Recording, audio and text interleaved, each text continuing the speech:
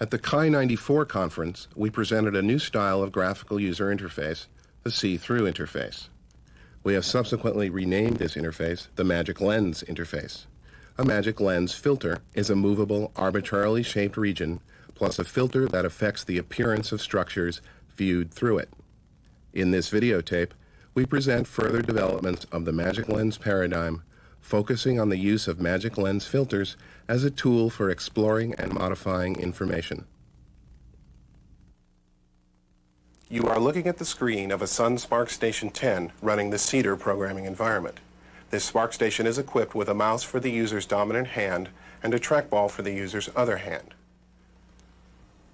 This region of the screen contains a simple window system that we use to demonstrate a variety of Magic Lens filters. This lens is an X-ray filter. As we move it over the text using the trackball, the text interior becomes transparent. Filters may change size. A thumb wheel scales this filter to X-ray a larger portion of the text. Multiple filters may operate simultaneously and with different effects.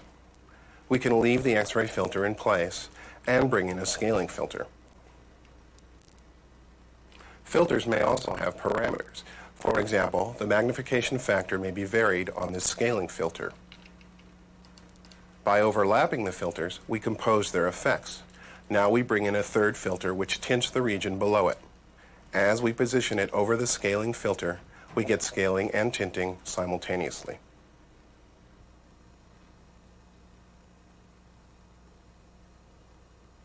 Movable filters can also be used to explore graphical scenes.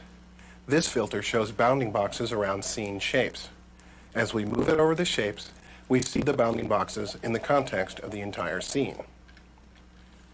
The next filter visualizes the snap-dragging gravity function. For each red point, the filter draws a line to show where our cursor would snap if placed at that point. The points move with the filter, allowing the test to be performed locally. Using a clipboard, we pick up the flamingo and drop it on the hearts. The graphical objects are depth ordered. We can use filters to safely explore the ordering without altering the scene. For example, this filter reverses the depth ordering. It shows the scene back to front, exposing previously obscured elements for editing and viewing.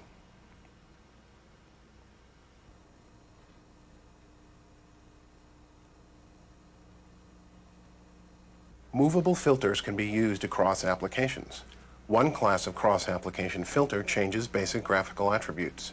For example, on the right, we see the Gargoyle Graphics Editor displaying a drawing of a door.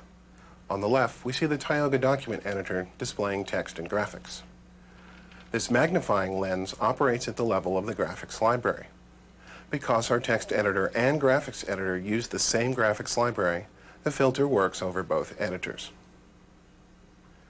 Another type of cross-application filter has semantics particular to each application. For example, here we see a definition filter. If we select a word in the document, say the word art, the filter displays the dictionary definition of the word.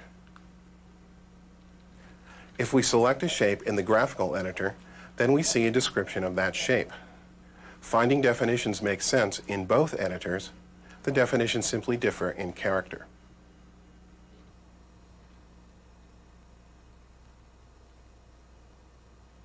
We now show Magic Lens's movable filters running in a Unix X environment. Our applications run in several window managers, including OpenLook and TWM, shown here.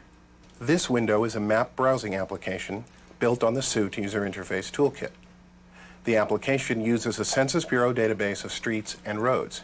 Here we see part of Santa Clara County, California, near San Jose. Suppose my workplace is up here, and I live down here, and I want to prepare driving directions on how to get from work to home. This map is too detailed to show the route clearly, so I bring up a Magic Lens filter which reduces detail. As I move the filter, I hide detail in a local region while maintaining global context. The filter is a standard X window and can be moved and resized like any other X window. Because an X window cannot be updated while it is moved, filter window updating is jerky.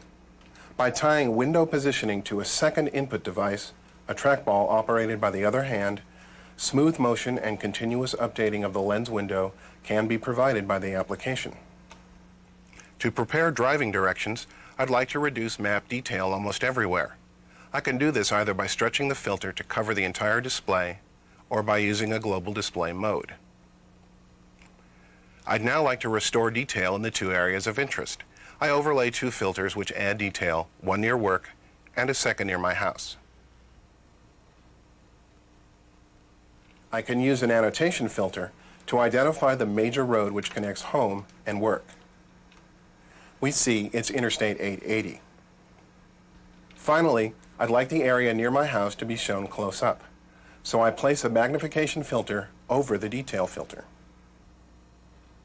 By composing the magnification filter with the detail filter, I get an exploded and detailed view of my home area. I now have an illustration ready for printing.